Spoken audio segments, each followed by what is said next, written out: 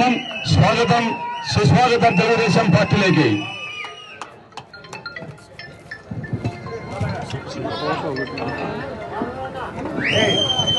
తర్వాత సోదరులు పసుపులేటి శ్రీనివాసులు గారు, యువ నాయకులు, పెస్స కాపు సంఘం ప్రధాన కార్యదర్శి గిద్దలూరు పట్టణం వారిని తెలుగుదేశం పార్టీలోకి సవినయంగా ఆహ్వానిస్తున్నాం.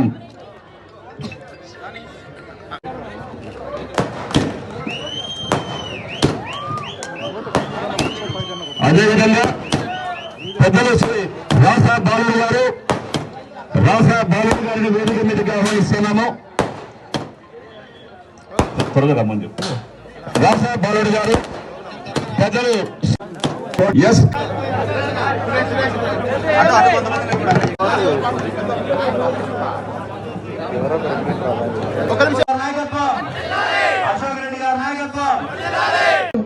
అత్యధికంగా ఆ పార్టీకి ఓట్లు వేయడం జరిగింది.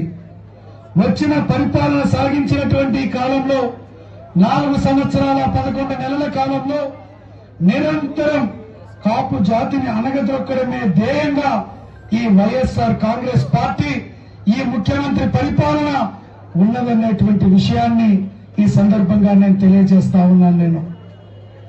నేను వ్యక్తిగతంగా శాసనసభ్యుడిగా ఉన్నప్పుడు నాకు ఎవరైతే మా మిత్రులందరూ ఉన్నారో లేదా మా గిద్దలూరు నియోజకవర్గంలో ఉన్నటువంటి మా కాపు సోదరులని నా ఆత్మీయ బంధువులుగా, నా కుటుంబ సభ్యులుగా భావించి నేను వారికి నిరంతరం నియోజకవర్గ శాసనసభ్యుడిగా అన్ని విషయాలలో నేను చేదోడు వాదోడుగా ఉండడం జరిగింది ఎమ్మెల్యేగా ఉన్నప్పుడు.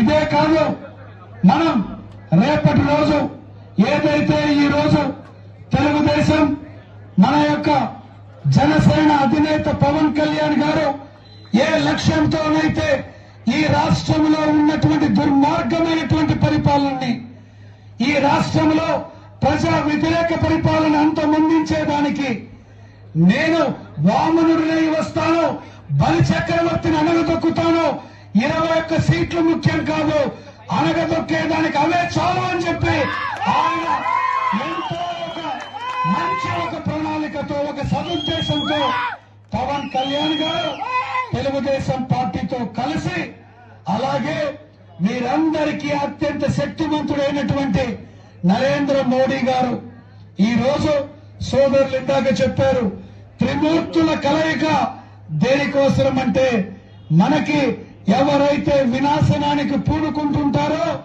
వారిని సంహరించేదానికి.